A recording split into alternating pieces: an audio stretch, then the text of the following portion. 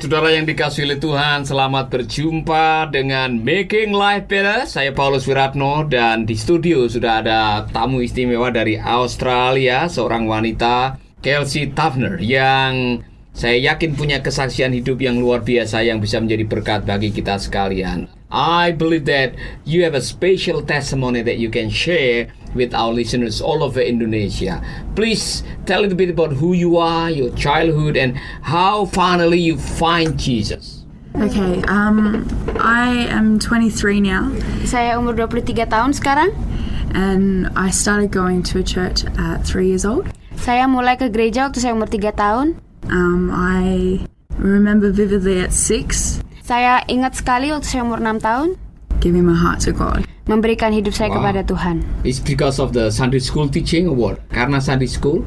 Yeah, Sunday school, being around friends who knew Jesus. Karena sekolah minggu dan karena teman-teman saya juga tahu Tuhan Yesus. Yeah, just being so impacted in the environment that I was in. Jadi saya memang dipengaruhi dengan suasana lingkungan saya. What happened next after you found Jesus? So it was something that was always in my life. Itu adalah sesuatu yang ada dalam hidup saya. I began serving in kids' church in the band at I think 8 years old. Saya mulai melayani di band waktu saya 8 tahun. And once I moved into youth group, was serving there as well. Waktu saya ke kebaktian anak muda, saya juga melayani di situ. And I remember when I was about 13 or 14, getting a vision from God one night at youth. Dan ketika saya umur 14 tahun, saya dapat visi dari Tuhan waktu saya di kebaktian anak muda. Of me standing before a sea of people and lifting the name of God high. Tentang saya berdiri di depan banyak orang dan meninggikan nama Tuhan. And for me, that's been a heart's desire for as long as I can remember. Dan itu telah menjadi keinginan hati saya selama ini. Yeah, and so that sort of ruled my life in the choices that I made and the decisions that I wanted to follow and take. Jadi itu sudah menjadi pegangan saya dan memimpin saya untuk mengambil keputusan-keputusan hidup yang. For you, was it easy to follow Jesus living in Australia? Apakah mudah menjadi seorang remaja wanita tinggal di Australia untuk menjadi pengikut Yesus? It wasn't technically easy, I guess. Tidak secara teknis gampang. A lot of my friends in high school didn't get it. Banyak teman saya di SMA nggak ngerti kenapa saya harus ikut Yesus. They sort of would laugh at me when I'd say I'm going to youth group on a Friday night. Mereka akan ketawain saya kalau saya bilang saya akan kebaktian kaum muda di hari Jumat malam. But it was something that was so real in my family that there wasn't another choice. Tapi ini adalah sesuatu yang sangat-sangat nyata di dalam kehidupan keluarga saya. Sampai saya merasa nggak ada pilihan lain. Saya suka pergi ke kebaktian malam. Saya mendengar kadang-kadang orang-orang Kristen atau anak-anak Kristen itu dianiaya atau ada bullying oleh karena mengikut Yesus. Apakah itu benar dan bagaimana respon Anda sebagai seorang wanita remaja? I heard sometime in Australia that you got persecution because you come to church or you are Christian, and sometimes people bullying you because of that. Is that happen? Is that really? Oh yeah. My high school life was very much one of bullying and hurt and not wanting to go. Jadi masa SMA saya itu kebanyakan memang dipenuhi dengan bullying atau hinaan, ejekan teman-teman saya, dan saya banyak kali nggak mau ke sekolah. But for me, I would go to a connect group and they would help me and pray for me. Tapi saya akan pergi ke sebuah komsel dan mereka akan mendoakan saya dan menolong saya. One thing I remember was my leader said to me, it says in the Bible that you have to pray for those who curse you and bless those who persecute you. Tapi di Alkitab saya mengingat bahwa ada ayat di mana saya dibilang bahwa saya harus memberkati orang yang menghina saya. And as I did, the bullying and the hurt started to not matter as much anymore. Dan ketika saya mengingat ayat itu, apapun yang dikatakan teman-teman saya tidak menyakiti saya lagi. So in another word, that your friends, your care group or whatever the name is, those people are the one who strengthen your faith. Yeah, totally. They got around me and they encouraged me and just kept me secure in what God has already, like what God had done in my heart. Jadi orang-orang teman-teman komsel saya itulah yang menyemangati saya dan membuat saya merasa aman dengan apa yang Tuhan beritahukan kepada saya. Can you continue how's your life story until you finally decided for you to join like a Bible school or do something for the future of your life calling? Yeah, so I was finishing year 12 of high school, Saya baru selesai SMA waktu itu. and a lot of my friends were choosing what uni to study at, Lalu banyak teman saya lagi memilih kira-kira mau ke universitas mana what careers they wanted to go into, atau karir apa yang mereka mau pilih, and I had no idea. dan saya tidak tahu saya mau ngapain.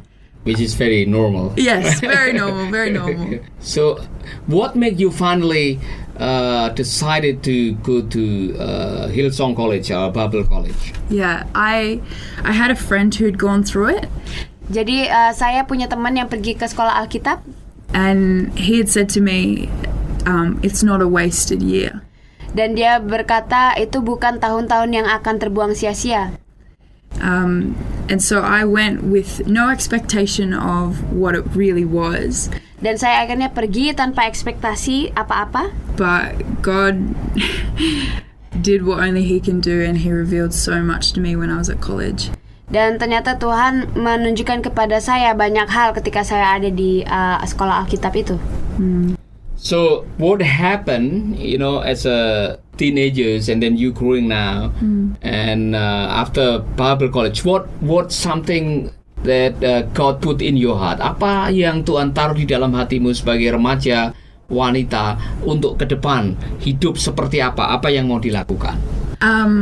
Well, it's funny, in Bible college I didn't know what was coming after. I had no idea. Di sekolah Alkitab saya nggak tahu apa yang akan terjadi.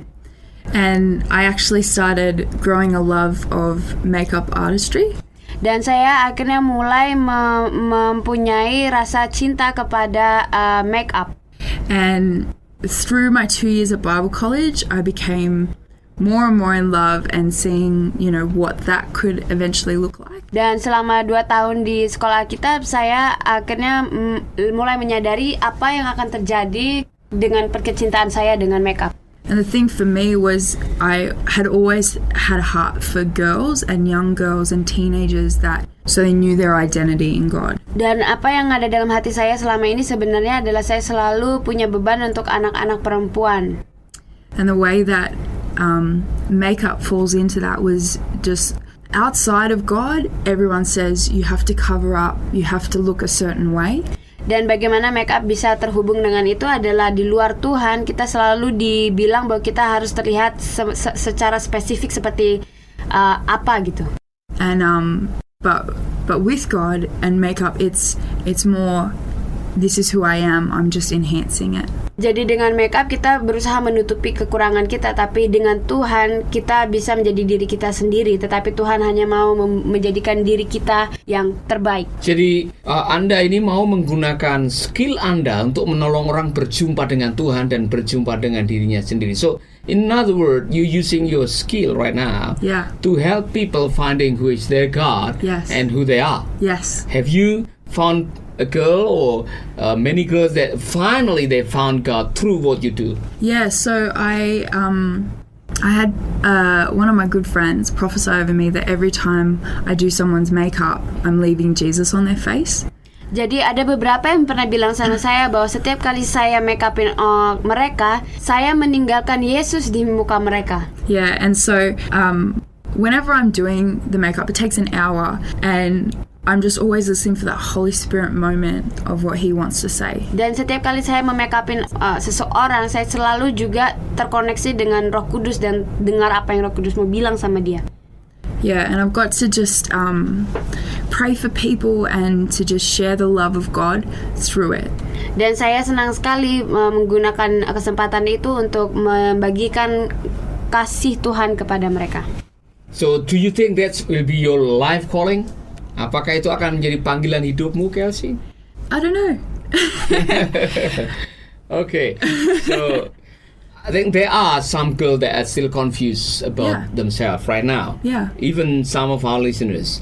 Ada di antara Anda pendengar wanita atau siapapun Anda yang mungkin masih bingung dengan siapa jati diri Anda, what will be your advice for those girls who are still losing or not knowing their identity? I think the number one thing is to understand the love of God. Saya merasa bahwa yang paling utama adalah untuk mengerti kasih Tuhan. And that's a journey and a process in itself, but it's something that is so important. Dan itu adalah sebuah perjalanannya sendiri, tetapi itu adalah sesuatu yang sangat penting. Really watch who your friends are and what they speak into you. Dan juga lihat, amati siapa teman Anda dan apa yang mereka katakan dalam hidup Anda. I had friends who spoke on one hand so much love into me, and I had like other friends who never ever encouraged me, and they were the voices that I listened to most until I learned I had to listen to my godly friends. Saya punya teman-teman yang selalu memberikan kasih kepada saya, dan saya juga punya teman-teman yang gak pernah mendorong atau memotivasi saya. Dan sebelumnya saya selalu mendengarkan yang tidak pernah memotivasi saya, tapi sekarang saya sadar bahwa saya selalu harus mendengarkan orang yang penuh kasih. I think another amazing thing is that God has created us all so uniquely and so specifically the way that we're meant to be. Dan saya percaya bahwa Tuhan telah menciptakan kita sesuai dengan apa yang seharusnya kita menjadi. And just learning to love those things that God has put in you that are so unique to you.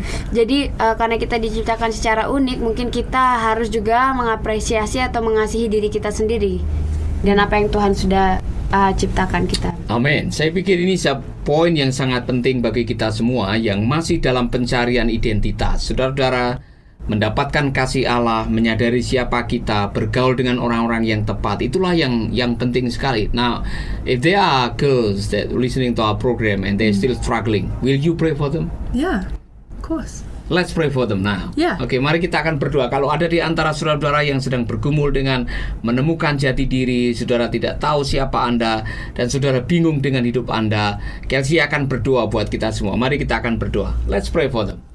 You pray. Lord God, I just thank you for these girls. Aku berterima kasih untuk gadis-gadis ini. I thank you that you have put unique things in them. Aku berterima kasih karena Engkau telah memberikan sesuatu yang unik di dalam mereka.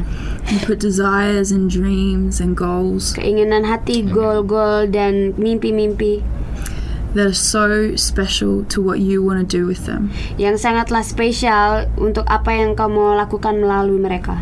Lord God, I thank you that as they draw closer to you, Aku berterima kasih karena ketika mereka mendekat dengan Engkau, that you will reveal those things to them that only you know. Engkau akan menunjukkan hal-hal yang luar biasa yang Amen. hanya Engkau yang tahu. Amen.